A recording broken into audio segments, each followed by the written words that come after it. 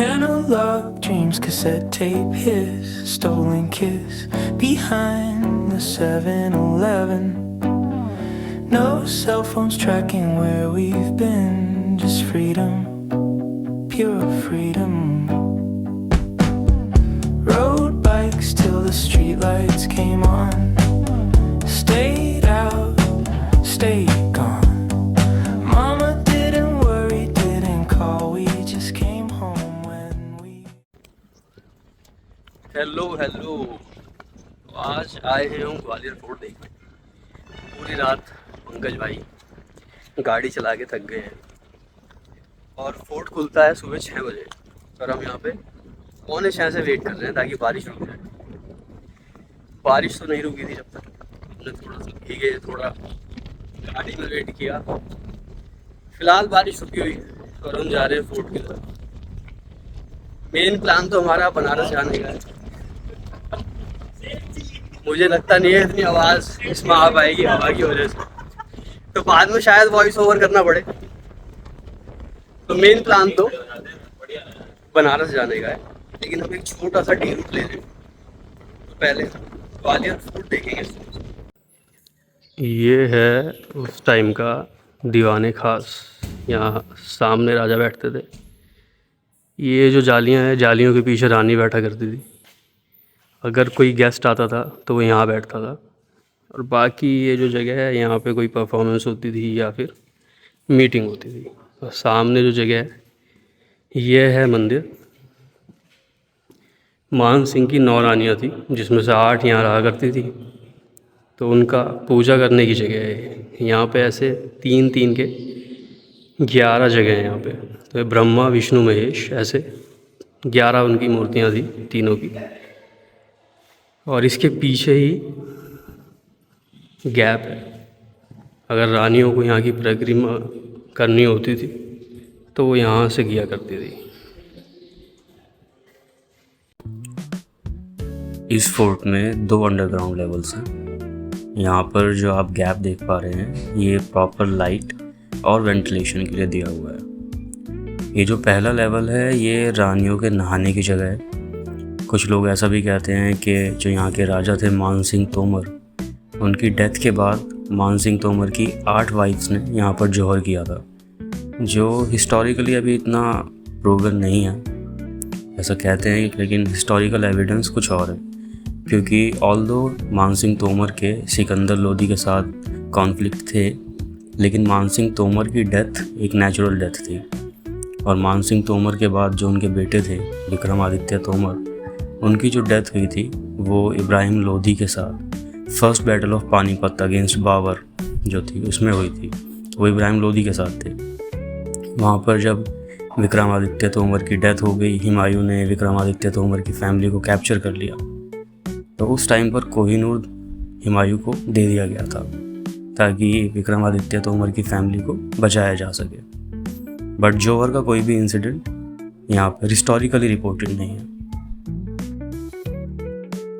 ये जो लेवल है, ये रानियों के झूला झूलने की जगह है। यहाँ पर जो रानियाँ थी झूला झूला करती थी। बाद में औरंगज़ेब ने इस जगह को जेल में कन्वर्ट कर दिया था। औरंगज़ेब ने अपने भाई मुराद को एग्जीक्यूट करने से पहले 3 साल तक यहीं पे कैद में रखा था।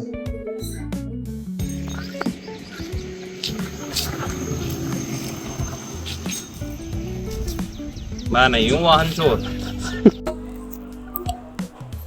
ग्वालियर फोर्ट का बहुत बड़ा हिस्सा जो है सुबह 9:30 के बाद खुलता है और हम काफ़ी जल्दी पहुंच गए थे। इस वजह से हम बहुत सारी चीज़ें एक्सप्लोर नहीं कर पाए, लेकिन कुछ चीज़ें हैं जो उस वक्त भी खुली हुई थी, जिसमें से सबसे पहला है ये चतुर्भुज टेम्पल, जिसको प्रतिहारा किंग भोजदेव के समय पर बनवाया गया था। और ये फेमस है क्योंकि यहाँ पर इंटरनेशनली रिकॉर्डेड सबसे पहला स्टोन इंस्क्रिप्शन है सिंबल 0 का। जो नेक्स्ट लोकेशन है ये है सास बहु मंदिर। ओरिजिनली वैसे इसका नाम सहस्त्र बाहु मंदिर था, लेकिन ये नाम बिगड़ते बिगड़ते सास बहु मंदिर हो गया है। इसका जो कंस्ट्रक्शन था वो किंग रत्नपाला के समय पर शुरू हुआ था और महिपाला के समय पर कंप्लीट हुआ था। एक स्टोरी इसके पीछे ये भी है कि जो किंग महिपाला थे, उनकी माँ जो थी वो भगवान विष्णु की भक्त थी, इसलिए उन्होंने बोला था एक मंदिर बनाने के लिए। तो ये जो बड़ा वाला मंदिर है ये विष्णु के लिए बनवाया गया था। बाद में महिपाला की वाइफ ने, जो कि शिव की भक्त थी, उन्होंने एक मंदिर बनवाने के लिए कहा और साइड में ही जो छोटा वाला मंदिर ये उसके लिए बनवाया गया था। जो नेक्स्ट लोकेशन है वो है तेली का मंदिर, जो कॉम्बिनेशन है नागरा स्टाइल और द्राविडियन स्टाइल ऑफ आर्किटेक्चर का। इसे प्रोबेबली तेली का मंदिर इसीलिए कहा जाता है क्योंकि इसके कंस्ट्रक्शन में जो मेजर पार्ट ऑफ मनी है वो उस समय के जो तेल के व्यापारी थे उन्होंने ही दिया था।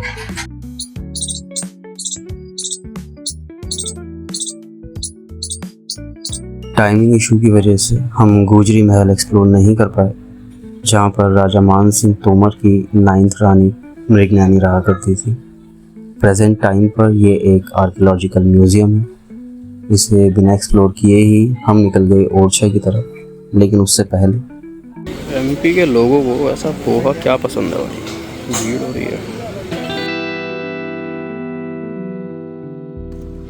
दिन में ग्वालियर फोर्ट देखने के बाद हम वहाँ से अप्रॉक्सीमेटली 125 किलोमीटर दूर ओरछा आए और हम क्योंकि बहुत थक गए थे तो हमने एक होटल लिया, होटल में लंच किया और हम सो गए। फिलहाल शाम का वेदर काफ़ी अच्छा हो रहा है। दिन में थोड़ी सी धूप थी, बीच बीच में बारिश भी हो रही थी। अब वेदर ऐसा हो रहा है कि यहाँ पे बहुत तेज़ हवा चल रही है। और हम जिस लोकेशन पर अभी आए हुए हैं यह है रॉयल छतरी, जो बुंदेला राजा थे उनका एक तरीके से ये मकबरा है। तो यहाँ पे जो छतरीज़ हैं ये बुंदेला राजाओं के लिए बनवाई गई हैं। ये जो जगह है काफ़ी पास है बेतवा रिवर के। ये पीछे अगर आप देखोगे तो इधर है बेतवा रिवर, अब 1-2 मिनट वॉकिंग है और वही बेतवा रिवर आगे चल के यमुना नदी में मिल जाती है। जो ओरछा फेमस है वो है राजा राम के मंदिर के लिए, क्योंकि इकलौता ऐसा मंदिर है पूरे देश में यहाँ जो राम है उनकी पूजा राजा के रूप में की जाती है, ना कि भगवान के रूप में। अभी फ़िलहाल वो मंदिर बंद है, 8 बजे खुलेगा तो वहाँ पे हम विज़िट करेंगे। मोस्ट प्रोबेबली वहाँ पे फ़ोन अलाउड नहीं होगा तो अंदर की रिकॉर्डिंग वहाँ पॉसिबल नहीं है।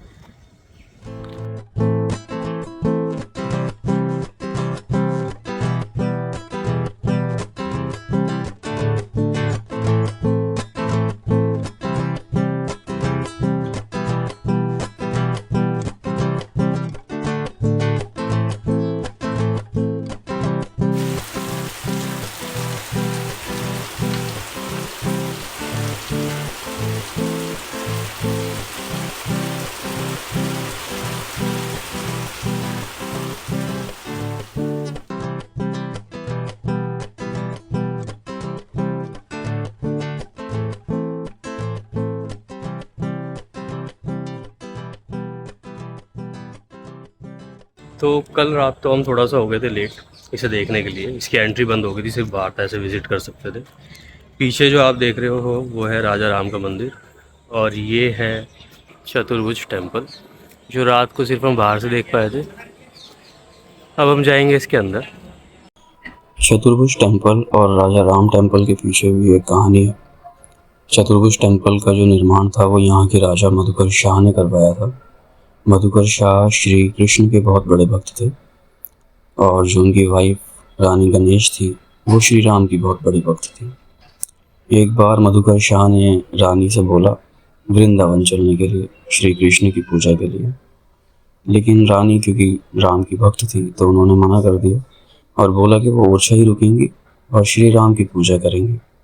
इस चीज़ से राजा को बहुत ज़्यादा गुस्सा आया, तो उन्होंने रानी को एक चैलेंज दिया और कहा कि अगर राम इतने ही पावरफुल हैं तो आप अयोध्या जाइए और श्री राम को अपने साथ ओरछा लाइए, और अगर आप ऐसा नहीं कर सकती तो आप भी ओरछा मत आइएगा।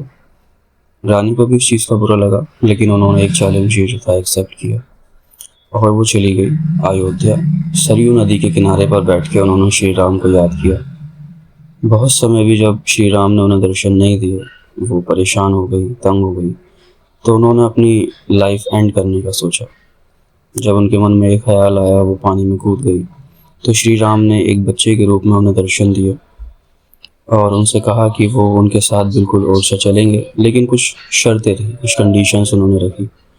एक शर्त उसमें से ये थी कि जब वो ओरछा पहुँचेंगे तो सिर्फ वही राजा होंगे ओरछा के, कोई और राजा नहीं रहना चाहिए।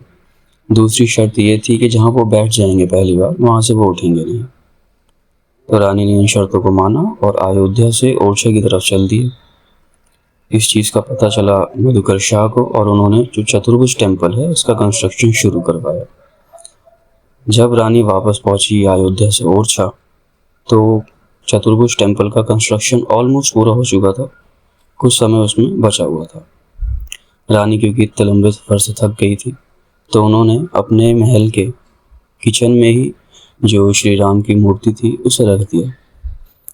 शायद थकान से वो भूल गई थी कि राम ने बोला है कि जहाँ वो पहली बार बैठ जाएंगे वहाँ से वो हिलेंगे नहीं।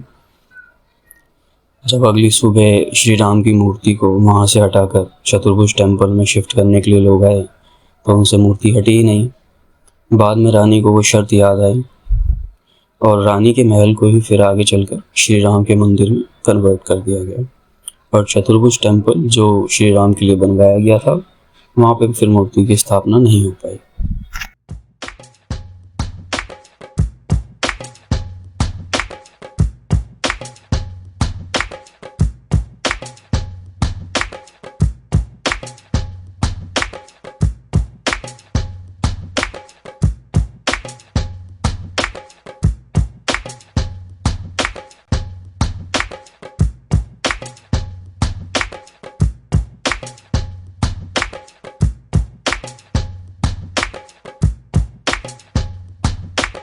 अगर आपको भी ऐसी जगह पसंद है जहाँ पर बहुत कम लोग आते हो, भीड़ भाड़ ना हो, तो ये जगह आपके लिए परफेक्ट है क्योंकि यहाँ पर आप कहीं भी जा सकते हैं, कहीं भी, सही में कहीं भी।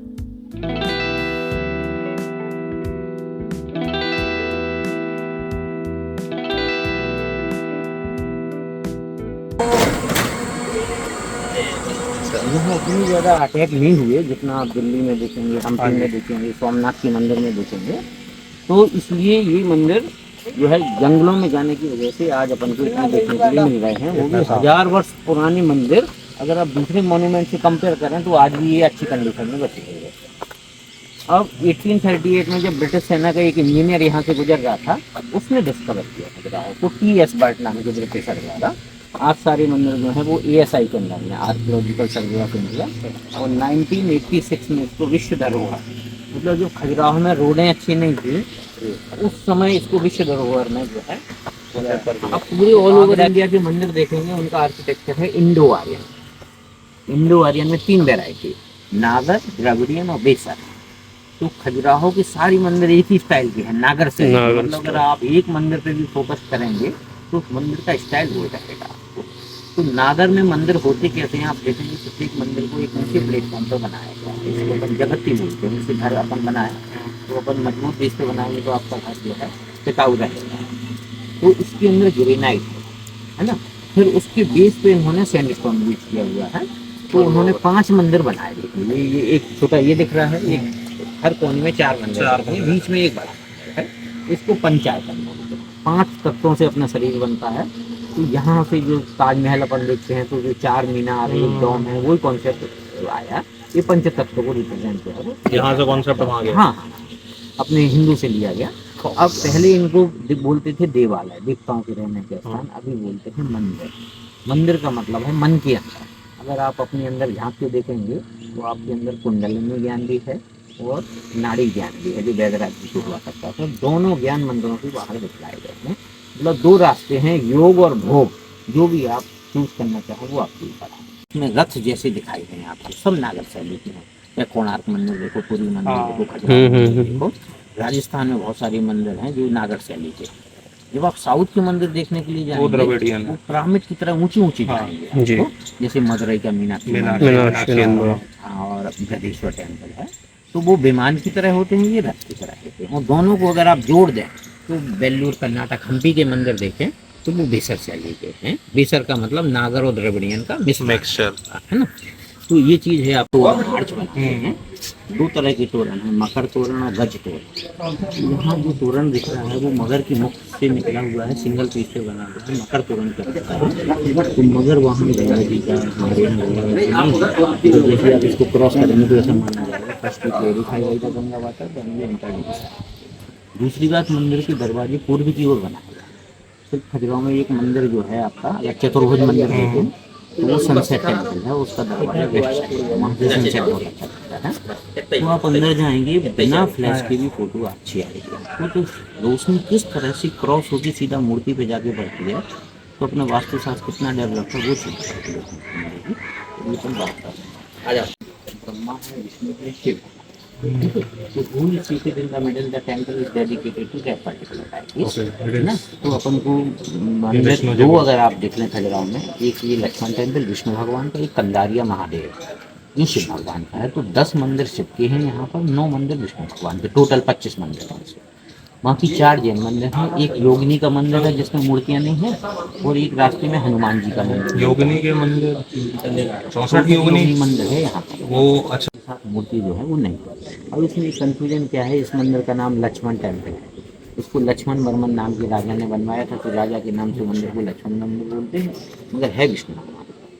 और नीचे आप देखेंगे ये जो पैनल दिख रहा है, उसमें जितने लोग देखेंगे उतने तरह का हेयर स्टाइल मिलेगा। मतलब उस जमाने में 56 प्रकार के हेयर स्टाइल होते थे, लेडी और जेंट्स दोनों बड़े बाल रखे हुए हैं। सबका ही अलग अलग है। ब्रेस्ट से ही हम आइडेंटिफाई कर सकते थे कौन लेडी है कौन जेंट्स है, क्योंकि पीछे से खड़े हो जाए तो पहचानना मुश्किल हो जाता था।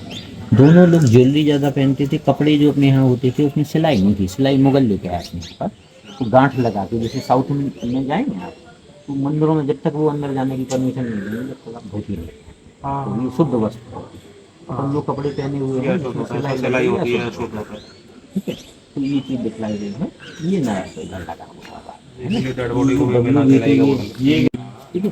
नीचे जो हाथी देख रहे हैं ना, गौर से देखिए तो संबंध है, लॉन्ग ट्रंक, शॉर्ट ट्रंक, आई डिफरेंट, फेस डिफरेंट, हर हाथी अलग अलग बना हुआ है। ये आर्टिस्ट ने अपनी आर्ट को दिखाने की कोशिश की हुई है। उसके नीचे देखिए पनिशमेंट का सिस्टम है, जो लोग बुरे काम करते थे उनको हाथी के पैर के नीचे दबा दिया जाता था, और ये एलिफेंट को कंट्रोल करने वाले हैं। तो अगर ह्यूमन अपना दिमाग चलाएगा तो वो किसी को भी कंट्रोल नहीं कर सकता। तो ह्यूमन सबसे पावरफुल है ना। तो ये नीचे आप देखेंगे तो ये जो राक्षस का चेहरा दिख रहा है, घर के बाहर लगा देते हैं आजकल, नजर बट्टू बोलते हैं इसको, तो मंदिर की सुंदर उनको भी नजर न लगे, इसलिए इसको कीर्तिमुख नाम दिया है। ये ऐसा ही की भाषा में नॉर्मली अपन नजर बट्टू बोलते हैं, ठीक है। अब देखिए ये वाला जो पैनल दिख रहा है, इसमें रेसलिंग, फाइटिंग, बर्थ और काम क्या बोलना था। तो इस तरह के दृश्य जो है वो हिडन में है, अगर गाइड आपको दिखाएगा तभी ये दिखाएगा। बहुत सारे लोग मंदिर घूम के निकल जाते हैं, उनको ये चीजें छुपाते हैं शिव भगवान। अब जिनके 2 हाथ बड़ी साइज हैं वो अप्सराएं हैं, लेडी मूर्तियां बनी हुई हैं। उनके माध्यम से लेडी की क्या वैल्यू थी 1000 वर्ष पहले, वो क्या क्या करके जानती थी, वो चीज़ अपन देखने के लिए आए हुए हैं कि 1000 वर्ष पहले लेडी की क्या वैल्यू थी। ये मुस्लिम के पहले के मंदिर। मैं आपसे फिर आराम से बात करता हूं। एक लेडी जो है वो देखिए पीछे उसके हाथ जो बंधे हुए दिख रहे हैं, कोई अंगड़ाई ले रही है, कर लेना आप सामने से कर लेना, ठीक है। तो ये सारी चीज आप योग से ला सकते हैं। तो योग आज का नहीं है, 1000 वर्ष पुराने हमारे यहाँ की महिलाएं योग से अपनी बॉडी को फिट रखती थी। ओम दिख रहा है, ओम नमो भगवते वासुदेवाय नमः। ये स्तुति लिखी हुई है, ये संस्कृत भाषा और देवनागरी है। इसको एक लेडी ने जो है दिवांगना देसाई ने ट्रांसलेट किया हुआ है। तो उनकी सबसे अच्छी बुक अगर खजुराहो की कोई निकली है तो वो इमेजिंग बुक है, 5 वॉल्यूम में। ये देखिए इसका वेलकम आर्ट जो है वो सबसे सुंदर चीज़ वही है, थोड़ा सा ज़्यादा अच्छा काम मिलेगा।